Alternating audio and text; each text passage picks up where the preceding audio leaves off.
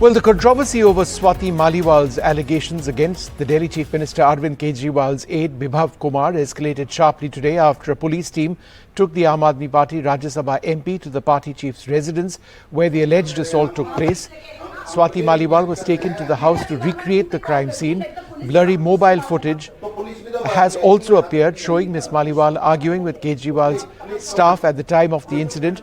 The Aam Aadmi Party says the BJP is behind all this. The BJP says Arvind Kejriwal's silence tells a story.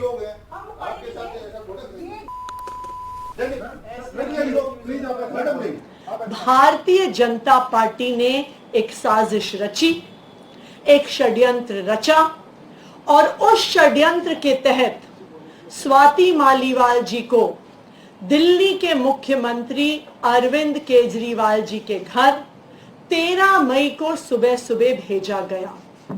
Swati Maliwal जी उस drawing room में बहुत आराम से बैठी हुई हैं। वो पुलिस कर्मियों को ऊंची आवाज में डरा रही हैं, धमका रही हैं। विभव कुमार जी पर जिस पर उन्होंने आरोप लगाया है, ऊंची आवाज में उनको भी धमका रही हैं, उनके लिए अपशब्दों का प्रयोग कर रही हैं। उनके कपड़े फटे हुए नहीं हैं, किसी भी प्रकार से उनके सर पर चोट नहीं दिख रही है। तो आज के इस वीडियो ने साफ साफ देश के सामने रख दिया है कि स्वाति मालीवाल जी द्वारा लगाए गए ये सारे आरोप बिल्कुल निराधार हैं, बिल्कुल झूठे हैं। Well, there's more trouble for the Aam Aadmi Party. The Enforcement Directorate has for the first time named a political party as an accused in a case in a supplementary charge sheet filed today in the alleged liquor policy scam. The Enforcement Directorate has named the Aam Aadmi Party a national political party and its national convener Arvind Kejriwal, who's out on interim bail in the case. The agency is probing the money laundering angle of this alleged scam. Well, meanwhile, in Mumbai, as the election campaign heats up, there have been big political face-offs today, a test of strength for the rival alliances. The India Bloc rally featured Arvind Kejriwal. We've been speaking about him, but he's been in Mumbai, among others, while the Prime Minister held a mega rally at the iconic Shivaji Park. Bharat के प्रधानमंत्री माननीय श्री नरेंद्र मोदी जी से मैं विनती करती हूं कि वे मेरे को जेल में क्यों भेजा? मेरे को जेल में इसलिए भेजा, मैंने दिल्ली के अंदर शानदार सरकारी अस्पताल बना दिए, शानदार मोहल्ला क्लिनिक बना दिए, सबका इलाज मुफ्त कर दिया। दिल्ली में 2.5 करोड़ लोग रहते हैं, अमीर हो चाहे गरीब हो, सबको शानदार इलाज मिलता है, सारी दवाइयां फ्री, सारे टेस्ट फ्री। मोदी जी इसको रोकना चाहते हैं। मोदी जी नहीं चाहते कि गरीबों को अच्छा इलाज मिले। Sujata Dwivedi, who's been keeping track of the rallies and the counter rallies, both mega for the opposition and indeed for the Prime Minister. What were some of the key points mentioned by the Prime Minister, Sujata, in taking on the opposition?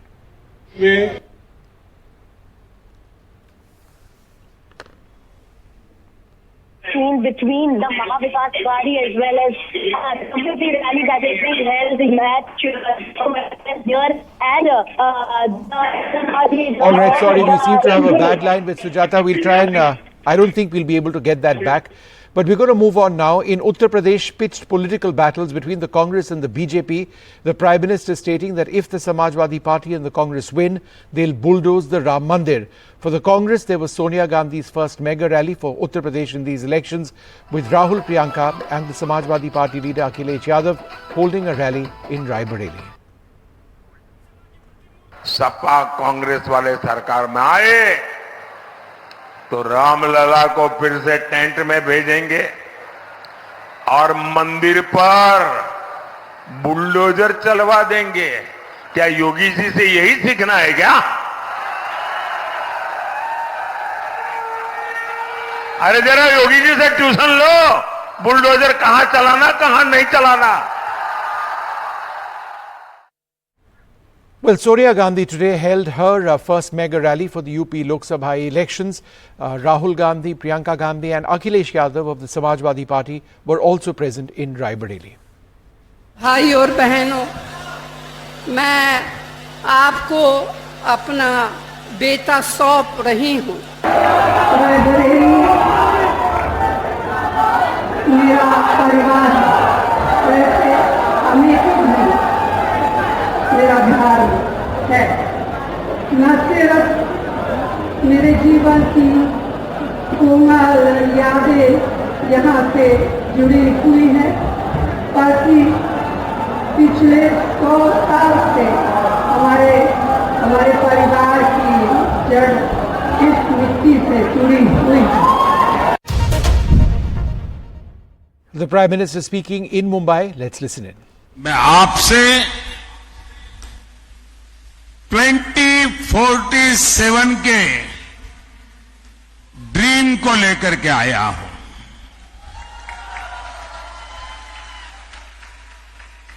एक सपना है देश का, एक संकल्प है देश का। हम सब ने मिलकर विकसित भारत बनाना है और इसमें मुंबई की बहुत बड़ी भूमिका है। साथियों, आप मुंबई के लोग रफ्तार की कीमत सबसे ज्यादा समझते हैं।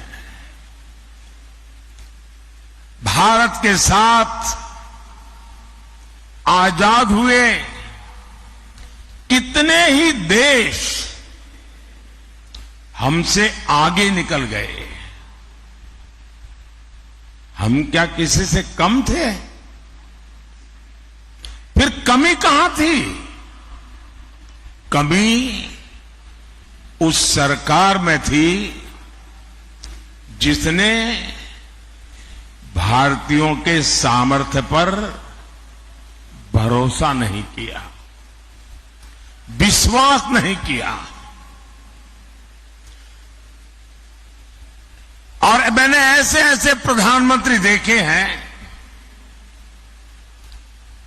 और मैं आप सबको कहूंगा, मुंबई वालों को, कि यूट्यूब पर जाकर के लाल किले से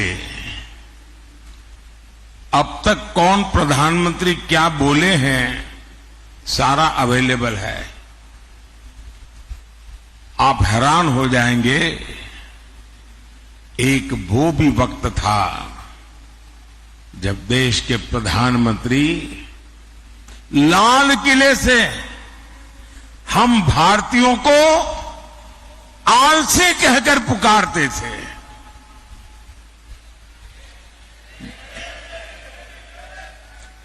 जिन सरकारों की सोच ऐसी रही हो, वो देश को कभी आगे नहीं बढ़ा सकते। मैं आज पूरी गंभीरता से कह रहा हूं, आजादी के बाद गांधी जी की सलाह पर अगर कांग्रेस को भंग कर दिया गया होता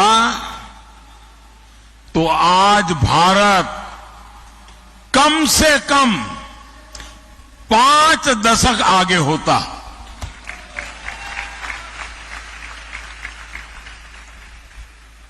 आजादी के बाद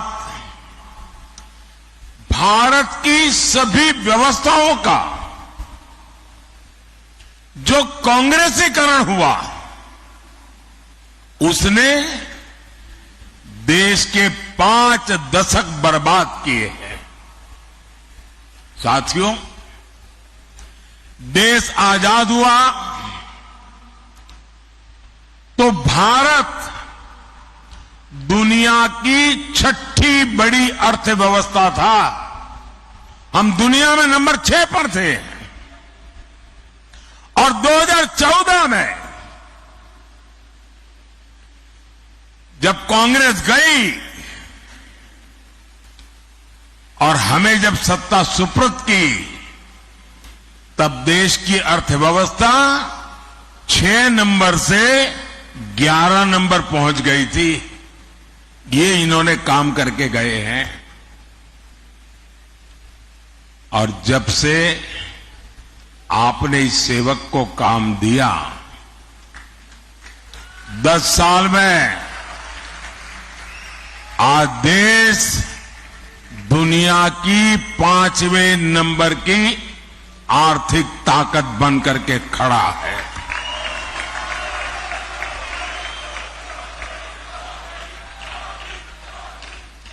आज भारत में, मुंबई में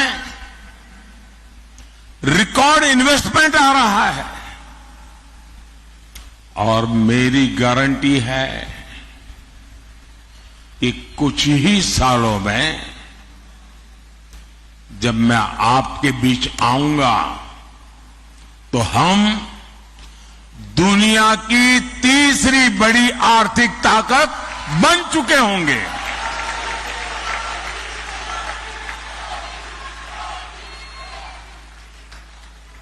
और मैं आपको भी गारंटी देने आया हूं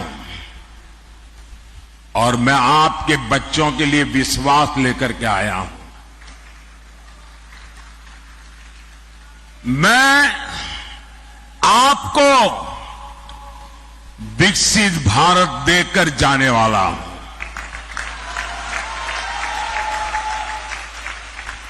और इसलिए Modi All right, the Prime Minister over there speaking in Mumbai on a day when the opposition and the Prime Minister were holding parallel rallies in different areas. The Prime Minister speaking at Shivaji Park, the opposition at BKC. We're going to move on. Political rhetoric over a hypothetical change of India's constitution was once again a talking point this election campaign. And today, Amit Shah, the Home Minister, said the BJP would never change the constitution if re-elected. Rahul Gandhi hit back, saying the BJP will take away reservations. निश्चित रूप से नहीं। संविधान बदलने जितना बहुमत हमारे पास 10 साल से है।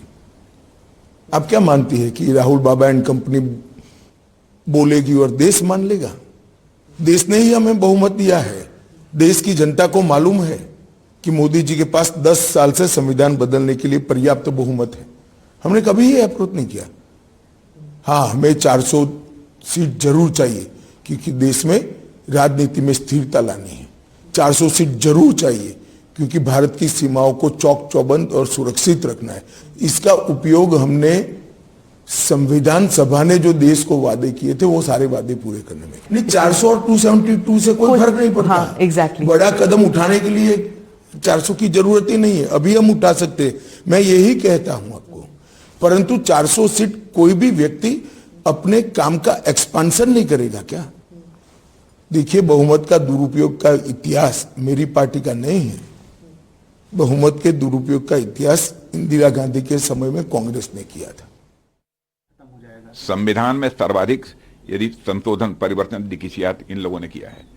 यहां तक कि संविधान की जो आत्मा होती है उसके बारे में हमारी संविधान सभा के सभी सम्मानित सदस्यों का यह एक मत था कि संविधान में संशोधन थोड़े बहुत जो भी समय पर हो सकते हैं, समयानुसार होते रहते हैं, लेकिन उसकी आत्मा में कोई परिवर्तन नहीं किया जाना चाहिए। प्रियम्बल में कोई चेंज नहीं होना चाहिए। और संविधान के प्रियम्बल को कहा है यह संविधान की आत्मा है, उसमें चेंज करने का काम 76 में भी किसी ने किया है तो कांग्रेस की गवर्नमेंट ने किया है। इंदिरा जी उस समय भारत की प्रधानमंत्री थी। पहली बार किसी राजनीतिक पार्टी ने, उनके नेताओं ने साफ कहा कि हम इस संविधान को खत्म कर देंगे। अगर यह गायब हो जाएगा तो पब्लिक सेक्टर खत्म हो जाएगा, नौकरियां खत्म हो जाएंगी, महंगाई आसमान तक पहुंच जाएगी, रिजर्वेशन खत्म हो जाएगा और आपके जो सारे के सारे हक हैं वो एक के बाद एक, एक के बाद एक के बाद आपसे छीन लिए जाएंगे। कि इसके बिना हिंदुस्तान में 22-25 अमीर लोगों के पास हक बचेंगे। The Election Commission has served the Bharatiya Janata Party leader and former Calcutta High Court Judge Obhijit Gangopadhyay a show cause notice for improper, injudicious and undignified remarks against the Bengal Chief Minister Mamata Banerjee. The poll panel said the remarks prima facie violated the Model Code of Conduct's provisions. The Trinamool says Mr. Gangopadhyay's vulgar and uncouth remarks are completely beyond the grounds of decency and morality. He now has 3 days to respond to the Election Commission. कि जिस तरीके से उन्होंने अपमान किया है, जिस भाषा का प्रयोग किए हैं अभिजीत गांगुली, और वो रह चुके हैं एक जन जज, तो कानून की समझ तो उनको है, और सिर्फ कानून वाली बात नहीं है, वो एक खुद कैंडिडेट हैं और एक पुरुष हैं, और जिस तरीके से एक महिला के संबंध में उन्होंने कहा, ये बातों को फिर दोहराना हमारे लिए भी कष्टदायक है। ये सरासर अपमान है, महिला एक नारी के प्रति एक विद्वेष है। My colleague Saurabh Gupta joins us now. Saurabh, has the BJP distanced itself from these remarks?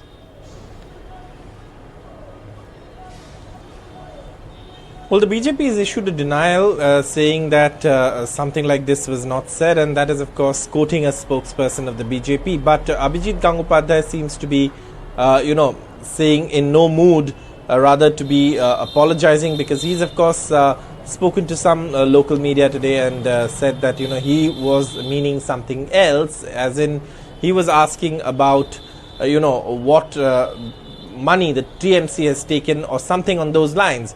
But this is clearly snowballed into another confrontation between the Trinamool Congress and the BJP. The comments clearly, as if one goes by the transcript provided by the Trinamool Congress, are quite, distasteful and offensive, to say the least. And this is something that the Trinamool is picked upon in targeting Abhijit Gangopadhyay, who, as you know, is a former judge of the Calcutta High Court, but now, of course, he's a politician contesting the elections from the Tamluk Lok Sabha seat, which is, of course, leader of opposition Shubhendu Adhikari's home ground, so to speak. Now, there have been a lot of bitter exchanges this election, but this one really has snowballed into a major issue, with the Trinamool Congress knocking on the doors of the Election Commission, the Election Commission issuing a notice to Abhijit Gangopadhyay, and he's expected to respond to that notice. All right, Saurabh, we'll leave it over there. An ugly sort of exchange of words over there, perhaps deeply avoidable. More news on the election trail. The Orissa Chief Minister Naveen Patnaik has held a roadshow in Bhubaneswar today, where he spoke of the need of a clean discourse on politics. Mr. Patnaik spoke of the need to stay clear of abusive language.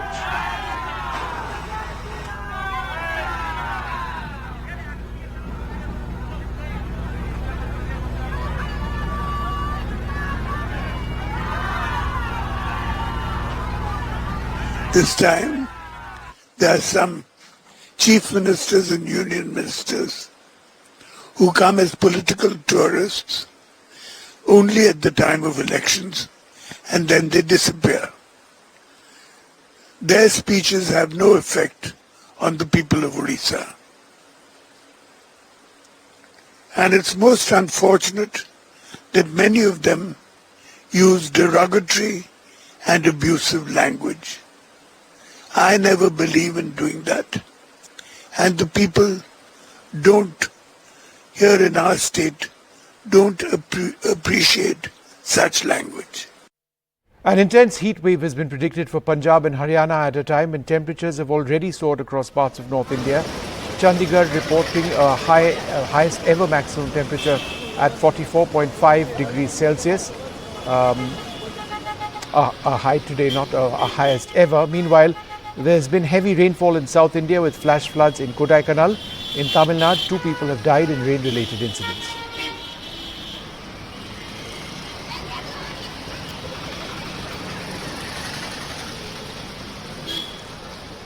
The Ukraine war is spiraling out of control, with a renewed Russian offensive resulting in the capture of 100 square kilometers just north of Kharkiv, which is Ukraine's second largest city. I have this report on the ground situation and how Switzerland is trying to bring a peace agreement in place to end the tragic loss of lives.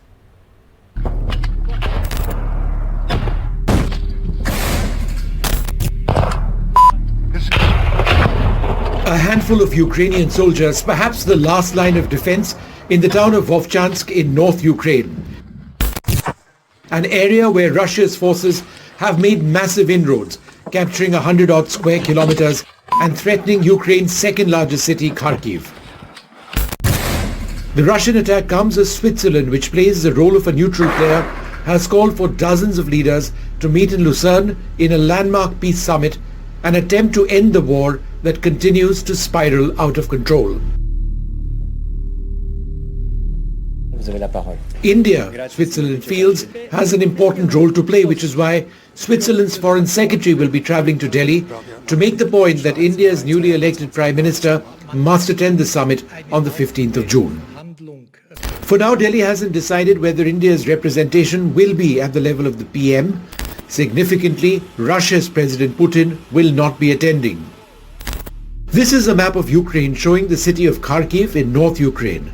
Just 30 kilometers to the north of Kharkiv, there has been intense fighting in the areas marked in circles, and the areas shown in red are areas which have been captured by Russian forces. Ukraine, in a major counter-offensive, has attacked a major airbase in Russia-occupied Crimea to the south of the country. Several Russian fighter jets have been destroyed, in addition to a major surface-to-air missile system. The war in Ukraine is not just attritional, it revolves around the industrial capability of Russia versus Ukraine's Western allies. Bombs, artillery shells, missiles, they have to be manufactured and deployed. Russia may have an edge in that now. Ukraine's chances of continuing its resistance depends heavily on continued weapon support from the US and its partners. Vishnu Shom for NDTV.